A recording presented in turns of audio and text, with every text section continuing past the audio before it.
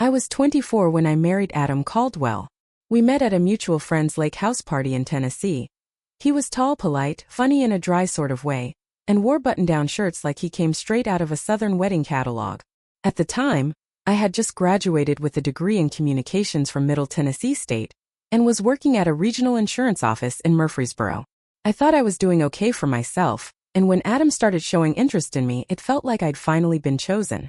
My family, especially my dad Jim, adored Adam from day one. Adam was finishing his MBA, drove a black Silverado, and always offered to help with yard work at my parents' house. My mom Patty said he reminded her of her cousin's husband who built himself from the ground up. He knew how to impress. But what no one saw was how Adam could turn cold as ice the second we were alone. The first time he raised his voice, we were engaged in arguing about wedding expenses.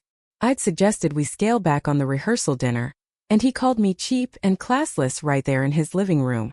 I remember laughing awkwardly, thinking he was just stressed. But it kept happening.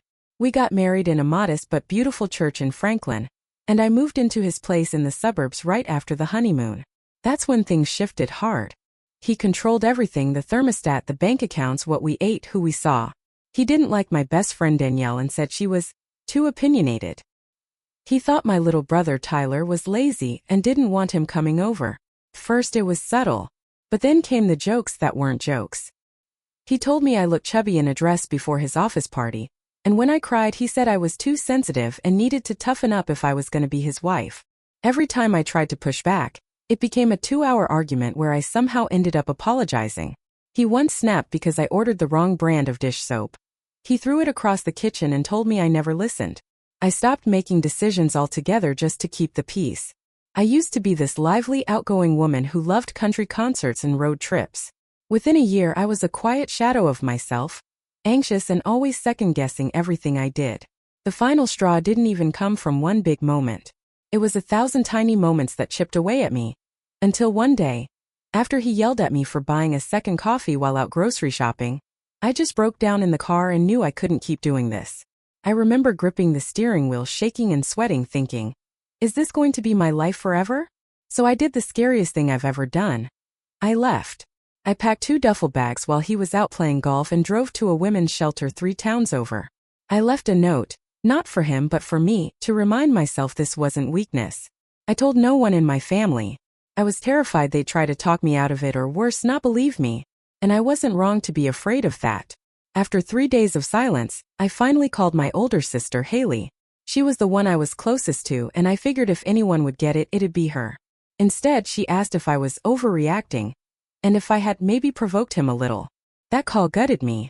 When I hung up, I stared at my phone for 2 hours before working up the nerve to text my dad. I wrote, I left Adam. I couldn't take how he treated me anymore. I need some space. Please don't call him. 10 minutes later he replied, I'm disappointed. You made a commitment. I didn't hear from my mom at all. A week later I saw photos online. My family having dinner with Adam at a local steakhouse. My brother was there. My Aunt Sherry. My cousin Beth. They were all smiling like nothing had happened, like I'd never existed. I remember standing in the laundromat that day, phone in hand, staring at that photo while my laundry tumbled. I hadn't eaten properly in 3 days, was living in a shelter room the size of a motel closet, and my own blood was having appetizers with the man who emotionally tormented me for years. It was the most alone I've ever felt in my life. That night, I cried until my face went numb. And then I stopped crying. Something in me flipped. I realized nobody was coming to save me. There would be no emotional reunion, no family epiphany. If I was going to survive this, I had to do it alone. And I did. I cut all contact. Blocked their numbers. Changed mine. Told the shelter staff I didn't want them knowing my location. I burned it all down, every bridge, and started walking forward into the smoke. I didn't have a roadmap. I didn't have savings. But I had something I hadn't had in years. Clarity. I knew exactly who I was dealing with. The illusion was gone. The mask had dropped. My family had chosen him, not just passively but actively. They chose comfort. They chose the easier story, the one where I was unstable and selfish and dramatic. And now, with no one left to lean on, I had nothing but time, grit, and the cold comfort of rock bottom. But what they didn't know, what he didn't know, was that rock bottom was exactly where I needed to be to start rebuilding. because once I stood back up, I was never going to fall for them again.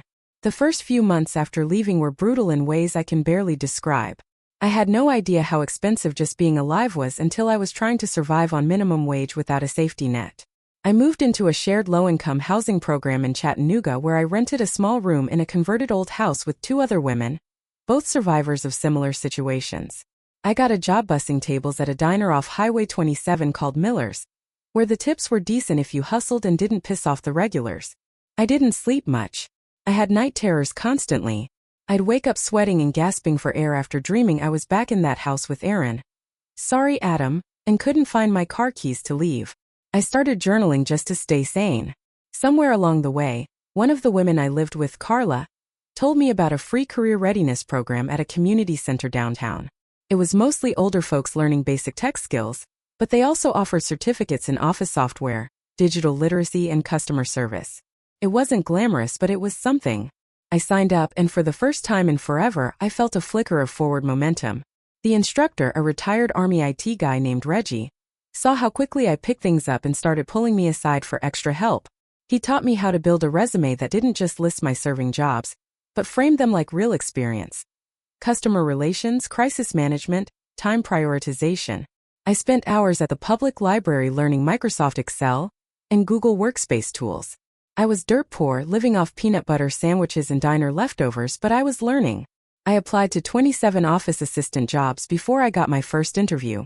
The woman who hired me, Dana Sullivan, ran a real estate team with Keller Williams in Knoxville and needed someone who could organize contracts, respond to emails, and not completely lose it when things got chaotic.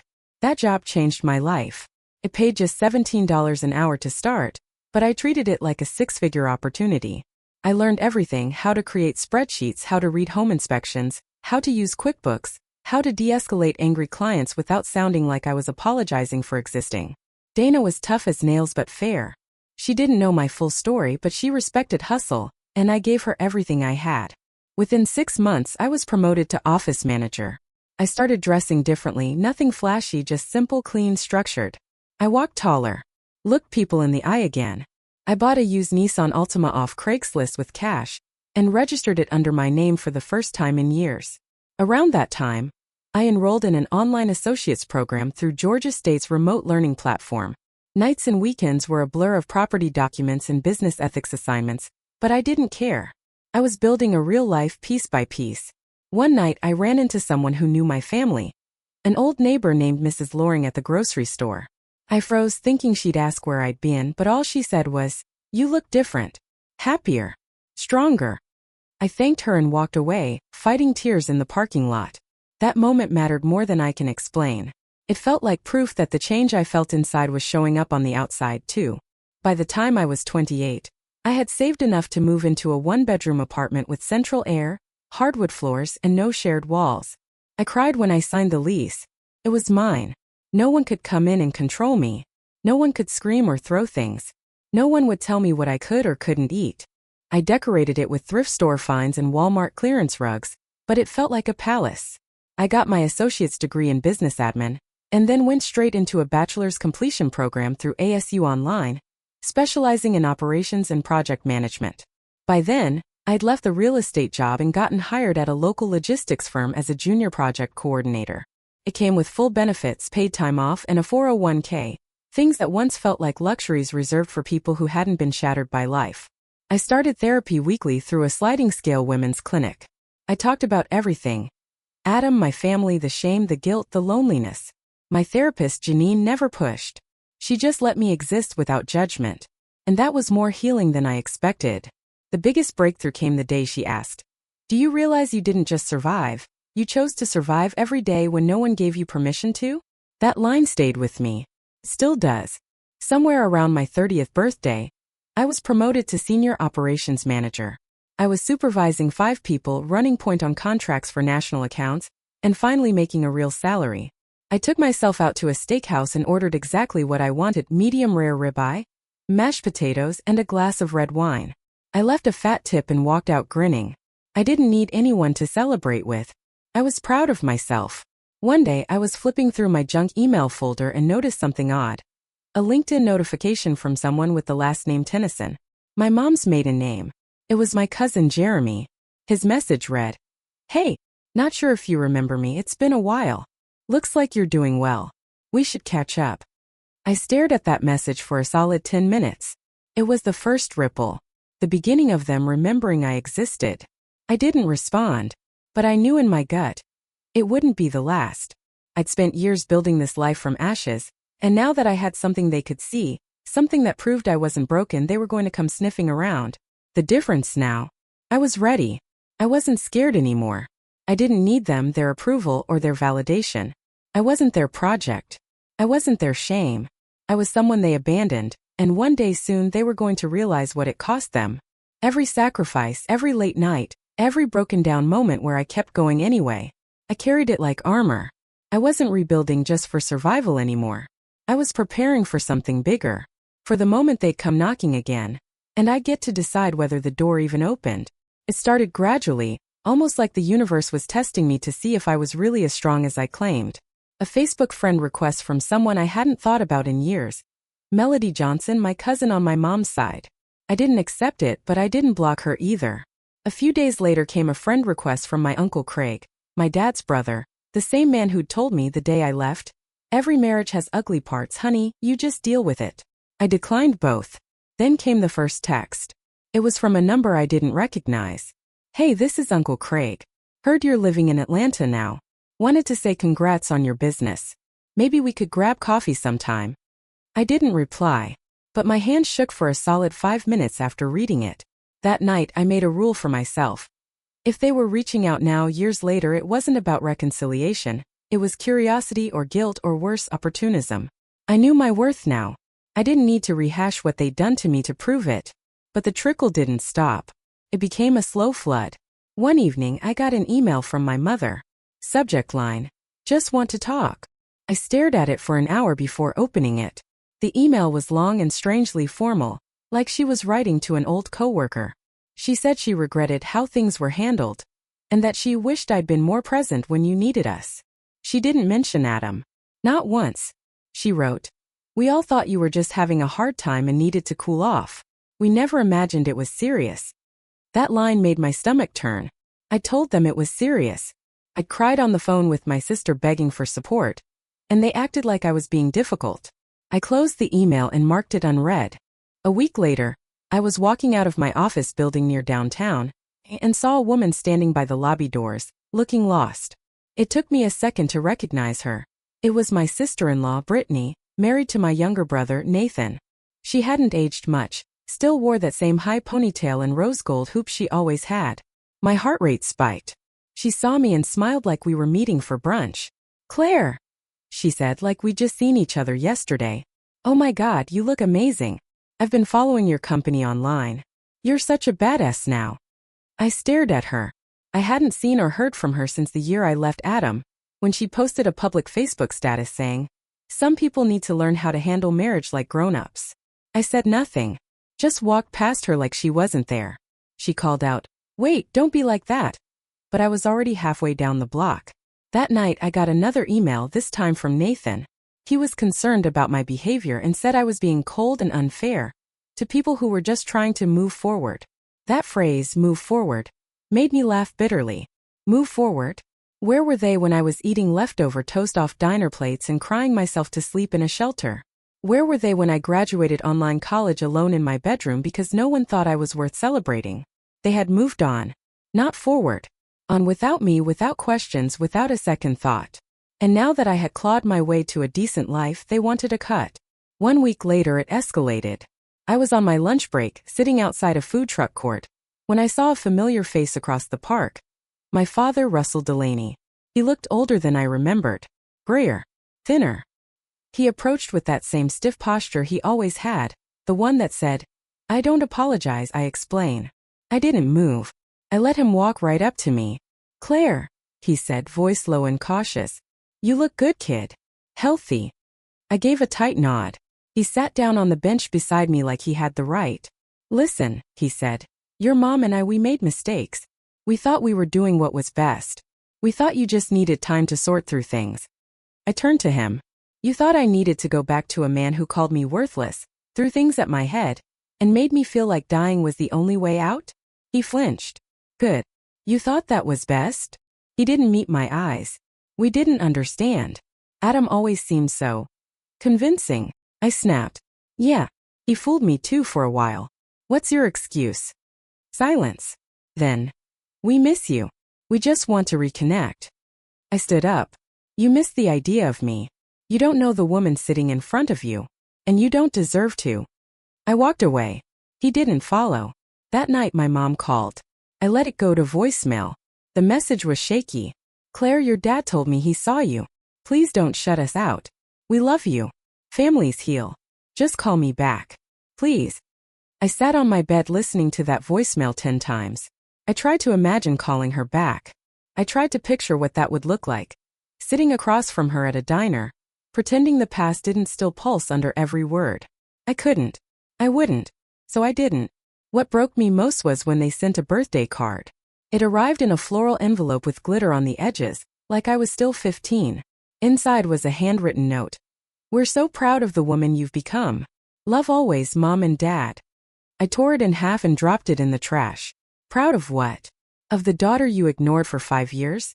Of the life I built without a cent or syllable of help from you? You don't get to be proud of something you abandoned. Over the next few months, the messages kept coming. Mostly passive-aggressive ones from my sister, Emma, who had the audacity to say, forgiveness is part of maturity. You can't carry this bitterness forever. I wrote back once. Just once. Forgiveness is earned. So is trust. You earned neither. She never replied. And that was fine. Because by then I wasn't shaken anymore. I was done pretending they were ever the people I thought they were. I had grieved the loss of that illusion already. What was left now wasn't sadness, it was clarity. They were strangers who happened to share my blood. I had been orphaned by choice, not by death. And I was better off for it. But I knew it wasn't over. People like them didn't stop when you ignored them. They just found a new angle. And when they tried again, it wouldn't be about reconnection. It would be about need. About them. And I'd be ready. It happened sooner than I thought. The asking. The subtle pivot from nostalgia to need. At first, it was an email from a distant relative, my dad's cousin Lorraine, who I hadn't seen since I was 19. She said she was thrilled to hear I'd started a thriving consulting business and wanted to know if I'd be open to mentoring her daughter, Cheyenne, who was thinking about tech. I stared at the message for a while, unsure whether to laugh or scream. I hadn't heard from Lorraine in over a decade, and the last thing I remembered her saying to me was something passive-aggressive about how young women nowadays don't really understand what loyalty means. I deleted the email without replying. I told myself it was probably just a one-off. But of course it wasn't. A week later, I got a call from a number with an Ohio area code. I let it go to voicemail. It was my cousin Trevor, my mom's nephew. Hey Claire, hope this isn't too weird. But I heard through the grapevine you're doing great now, super inspiring stuff. I know we haven't talked in a while, but I've got this startup idea I'm trying to get off the ground and thought maybe you'd be interested in investing. Even just some advice would be huge. I laughed out loud listening to it. It was absurd. The same people who treated me like I was invisible when I had nothing now wanted access to what I'd bled to build. Not even a how have you been? Or I'm sorry. Just straight to the pitch. I didn't reply to Trevor either. But the real turning point came one Friday afternoon, when I was sitting in my office overlooking the Peachtree skyline, nursing a cup of chamomile tea after a long client call. My assistant, Caden, buzzed in through the intercom. Claire, there's someone here who says he's your cousin? Name's Austin. Should I tell him you're unavailable? My blood ran cold. Austin was my dad's sister's son, the golden boy of every family barbecue. He'd been a varsity athlete, a junior financial advisor by 25, and the smug kind of man who once told me, you really need to learn how to not take everything so personally, when I told the family Adam had yelled at me for gaining weight. I told Caden to send him away. 2 hours later I got an email from him. Didn't mean to ambush you, he wrote. Just thought it'd be nice to catch up. Full transparency. I lost my job last quarter and things have been tight. If you know anyone hiring or have some short-term contract work, I'd be grateful. Hope we can reconnect either way. I've always admired your drive. I closed the laptop. My hands were trembling, not with fear but with fury. Because there it was. The ask. The exact moment they went from pretending they cared to openly trying to benefit from me. And Austin wasn't the last. That weekend, I received a message from my Aunt Louise, my mom's sister, on LinkedIn. Heard such great things about you from your mom. We're so proud of all you've accomplished. Listen, my son Jack is graduating next spring and would love to chat with someone like you about opportunities. You're such a role model. A role model. For her son. The same son who once told me I was acting psycho for leaving Adam. The same woman who unfriended me on Facebook after I posted a link about recognizing emotional abuse. I couldn't take it anymore. That night I sat down and wrote a message I never thought I'd write. Not to one of them but to all of them. I dug through my inbox, my LinkedIn, my old group chats, and compiled every person who had messaged, emailed, or reached out through any channel since my life took a turn for the better. There were 17 of them. I sent one message to every single one. Hi, I'm sure you mean well, but I want to be clear about something. When I was at my lowest, when I left an abusive marriage with nothing and begged for support, none of you believed me. Some of you called me dramatic. Some stayed silent. Others took my abuser's side. I built my life back alone. I paid every bill. I earned every job. I cried myself to sleep more nights than I can count without a single call from anyone listed here. And now that I'm doing well, the sudden interest in my life is not welcome. You don't get to benefit from a success you refuse to nurture. Please do not contact me again. I hit send. I closed my laptop. I sat in the dark for a long time, shaking. I wasn't scared, I was exhausted. Tired of pretending I was okay with being treated like a lifeline by people who left me to drown. Tired of acting like I was strong just because I'd survived. The truth is, strength wasn't what got me here, choice did. I chose to stay alive. I chose to keep moving. And I chose not to let the people who'd ghosted me at my most broken become parasites now that I had something to lose. And still it kept coming. The following week, I got a handwritten letter forwarded to my business address. It was from my mother. In shaky cursive on floral stationery, she wrote that she and my dad were going through a rough patch and might have to sell the house soon. She said they were proud of the woman I'd become, and that maybe this was the moment for healing and reconnection. I folded the letter and placed it in a drawer without responding. I didn't shred it. I didn't burn it. I just let it sit. I wanted to remember what manipulation wrapped in sentimentality looked like. She didn't say, "I'm sorry." She didn't say, "I was wrong." She said healing, as if I was supposed to be the one offering her a band-aid after she watched me bleed out and did nothing. 2 days later, my dad sent an email. This time it was straightforward. "We're in a tight spot. Your mother and I could really use some support. Anything would help." No apology. No mention of Adam. Just a request for money, straight from the man who told me I dishonored my vows by leaving a man who made me fear for my safety. That's when it hit me. They weren't reaching out because they'd grown. They weren't suddenly seeing me for who I really was. They were just broke. Or desperate. Or both. And they saw me as the family lottery ticket they once discarded. But this wasn't a scratch-off they got to redeem. This was my life. Paid in pain, rebuilt in silence, and protected with every boundary I'd learned to enforce. I didn't cry. I didn't scream. I just smiled. Because the day I left that marriage, I told myself one thing. They'll regret not standing by me. And now, watching their names pop up in inboxes they never bothered to use when I needed them most, I knew they did. It all came to a head the week of the Caldwell County Chamber Gala. It was an event for local business leaders, tech startups, and community development, hosted annually in Atlanta. My company, Franklin Systems, had just crossed its first major funding milestone, and I was invited to speak on a panel about women in entrepreneurship. I wasn't thrilled about the spotlight, but I agreed. I wanted to show the next generation of women that starting over wasn't just possible, it could lead to real power. The night of the gala, I wore a sleek navy pantsuit and heels that made me 2 inches taller than the ghost of the girl I used to be. The ballroom was full of wine glasses clinking, nervous handshakes, and rehearsed elevator pitches. I took my seat on stage beside 2 CEOs and a nonprofit director. The panel went well. I spoke about resilience, risk, boundaries. I talked about building when no one claps, grinding when no one sees. People nodded. Some cried.